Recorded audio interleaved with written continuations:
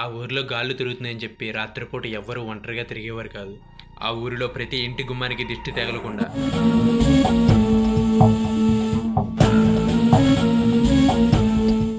బావా, ఈ సంవత్సరం మన ఊర్లో జాతర ఏం జరపట్లేదురా.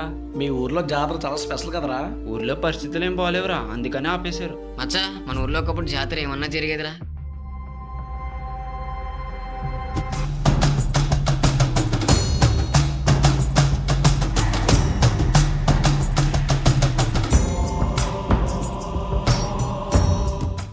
నాన్న, మహాశివరాత్రి అంటే పరమేశ్వరుడిది కదా, మరి జగన్నాథ స్వామికి జాతర ఎందుకు చేస్తారు?